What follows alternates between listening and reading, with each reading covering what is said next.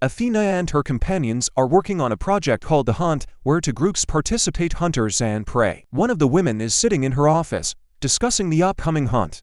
Meanwhile, on an airplane, an arrogant passenger is displaying his disdain for a flight attendant, arguing with her. Suddenly, a disoriented man bursts into the cabin, who, judging by his appearance, had been unconscious the entire time. A doctor offers his help and lays the man down on the floor, then asks for a pen and stabs it into the man's neck. According to the doctor, the man woke up earlier than expected, and urgent measures were necessary.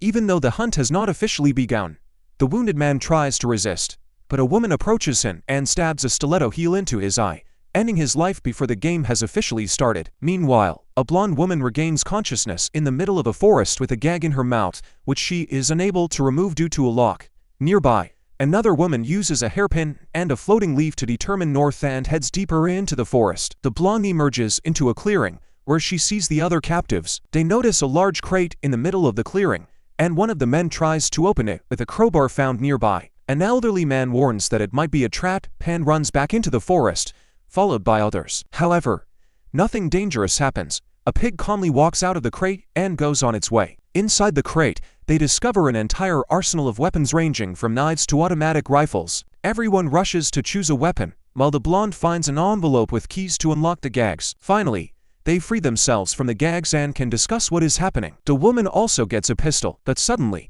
they come under fire from a shotgun, and the first victim is the blonde herself, while the man who was flirting with her ends up covered in her blood. One of the participants, losing control, rushed toward the shooter with two automatic rifles in his hands. However, this didn't save him. At the same time, a girl decided to hide in the forest, but she didn't get far before she suddenly fell. She began calling for help, and it turned out that her body had been pierced by stakes hidden in the ground. How tragic, especially since her birthday is tomorrow. One of the men helps her up, and together they try to move deeper into the forest, but their path is cut short when they step on a landmine, which tears them apart. Another participant in the deadly game also dashes into the forest but soon runs into a barbed wire fence. He is joined by three others, and ahead of them lies a road that they believe leads to safety and civilization. All three climb over the fence, but one of them hesitates and is struck by an arrow in the back. In despair, he runs toward the hunters, but more arrows quickly bring him down. The remaining three participants run to the nearest gas station. Inside,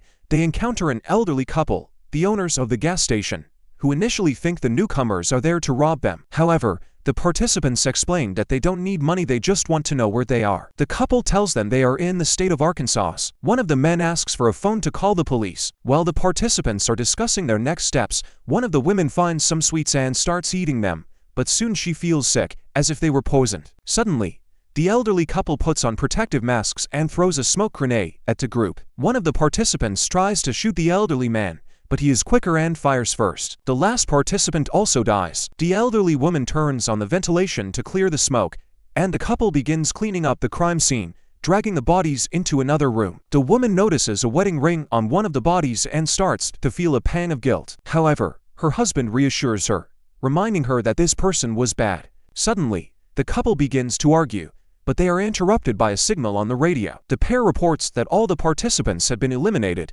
but then they hear on the radio that one participant is still alive and heading in their direction, so they need to be prepared. A woman named Crystal enters the gas station, where she is greeted by the seemingly friendly elderly couple. Crystal buys a pack of cigarettes and asks where she is. Instead of answering, the elderly woman asks if Crystal wants to take her change. This raises Crystal's suspicions, and she decides to act decisively. She quickly attacks the couple, then grabs a weapon hidden under the counter and kills the man first, followed by his wife. Afterward, Crystal thoroughly searches the gas station and discovers the hidden bodies of other participants in the game. She takes some ammunition and other necessary items, leaving her jacket inside. Once outside, she notices a nearby car and decides to inspect it. First, Crystal notices that the license plates are fake, and then she discovers a tin wire connecting the car door to a bomb. Suddenly, she hears someone talking on a radio and immediately hides in the bushes. It turns out they are looking for her because the organizers have lost contact with the couple at the gas station. At that moment, a drone sent by the organizers arrives on the scene to survey the area. Suddenly,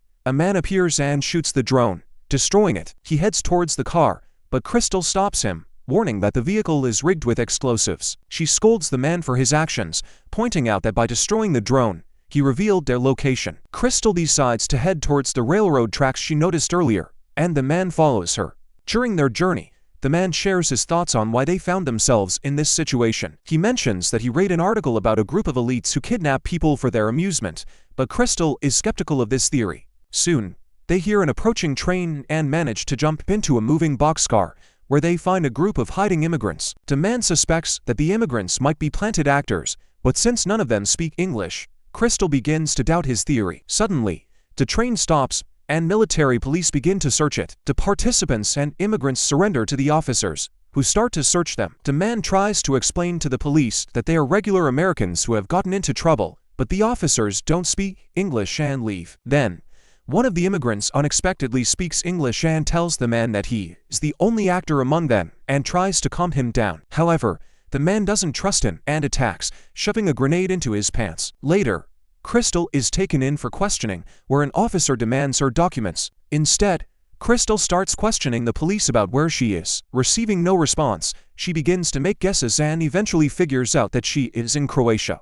Crystal asks the officers to contact the American embassy, but instead, they bring in another surviving participant named Dawn. Later, they are both invited to an open kitchen to eat. During the meal, Dawn shares his theories, similar to those the previous man had expressed. Suddenly, a representative of the American embassy appears, offering them help and taking them away in a car. On the way, Dawn recounts all the horrors they've been through, and the embassy representative expresses shock and promises to contact the police to find and arrest those who hunted them. However, Crystal starts to suspect that something is off with this man. Her suspicions grow, and she decides to act. She suddenly opens the car door and throws the man out onto the road, then takes control of the car and runs him over. Afterward, she finds a gun in his jacket. Dawn is horrified by what just happened and starts yelling at Crystal, but their attention is drawn to the car's trunk, where they discover the body of another participant. Among the items in the car, they also find a map that could be useful. Dawn believes they are the last survivors of this deadly game and suggests using the car to simply drive away. However,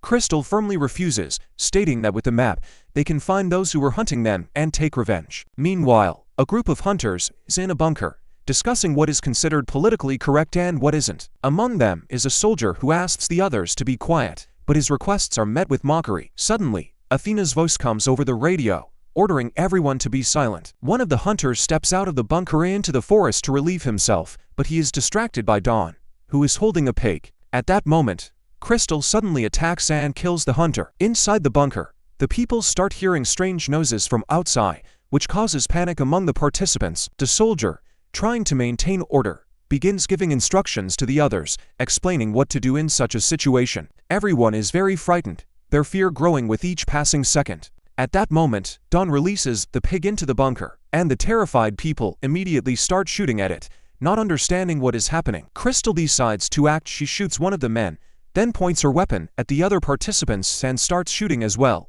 eventually wounding another woman. A fierce struggle ensues between Crystal and one of the men over a rifle. Although the man manages to grab some ammunition, Crystal ultimately succeeds in eliminating him. After this, Crystal notices the last of the hunters trying to escape from the bunker, but she quickly kills him as well. Crystal begins to think that the fight is over and that she has defeated everyone, but suddenly, the soldier she had previously underestimated attacks her. In a desperate attempt to save herself, Crystal pulls a board from the ceiling and hits the soldier hard, but the blow isn't strong enough to kill him. At that moment, one of the surviving women starts insulting Crystal, but then Dawn appears. Crystal asks Dawn to question the woman to find out why she is even there. The woman's answer is so ridiculous and unconvincing that Crystal pulls the trigger. Dawn is horrified by what just happened, but at that moment, Athena's voice comes over the radio, asking if they've captured Crystal. Crystal turns her gun on Dawn, suspecting him of being one of the hunters. Dawn tries to convince Crystal of his innocence, but she doesn't believe him and decides to eliminate him. After this, Crystal informs Athena that Dawn is dead and invites her people to come for her. She then begins interrogating the soldier, asking where Athena is. Crystal makes it clear that she has no intention of surrendering and starts pressing on the soldier's wound. Unable to bear the pain, the soldier reveals Athena's location, after which Crystal kills him. The scene shifts to a year earlier, when Athena was a CEO. One of her friend's computers was hacked, and from it, a conversation was leaked where the friends discussed hunting societal outcasts. Now, this conversation is being hotly debated online, and everyone who was in that chat has already resigned from their high-ranking positions. Athena insists that it was just a joke, but the owner warns her that some people might take it seriously. He strongly recommends that Athena step down from her position, as such rumors could seriously damage the company's reputation. Enraged, Athena demands to know who is accusing her. Some time later, Athena and a group of people select participants for the hunt. When Crystal's photo appears on the screen, Athena decides that she will be her main opponent. The next scene shows Crystal approaching a luxurious mansion and walking up to the gate. Athena, through the intercom, orders her to leave her gun at the door, threatening to activate a bomb. Crystal complies, leaves the weapon, and enters the estate. Inside the house, she hears classical music and sees photographs of all the hunt participants on the walls. Athena waits for Crystal in the kitchen, preparing dinner. She asks if Crystal dealt with Dawn, but doesn't reveal whether he was a hunter. During their conversation, they discuss why Athena organized the hunt.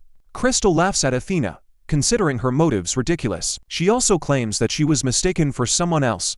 It turns out that the real woman who published the conspiracy theory against Athena has the same name as Crystal. When the truth becomes clear, Crystal grabs a knife, and a brutal fight between the women begins. Crystal throws everything she can get her hands on at Athena, including an expensive bottle of collectible champagne, but Athena manages to catch it and save it. Shortly after a blow, Athena is thrown over the fireplace, retrieves a shotgun from a bag, and follows Crystal up the stairs. They continue to struggle for the weapon until Crystal throws Athena down the stairs and descends herself. Athena grabs a vegetable knife and stabs Crystal, pulling her close. As a result, the knife's blade pierces Athena's own body, and she dies, realizing she was hunting the wrong person. Crystal bandages her wound, then puts on Athena's clothes and heads to her private plane. Taking a gun and the collectible champagne, Crystal boards the plane. She informs the pilot and flight attendant that she killed their boss and orders them to take her home, threatening them with the gun. Sitting back in her seat, Crystal offers the flight attendant some caviar and remarks on how exquisite the champagne is. The film ends there. Thank you for watching.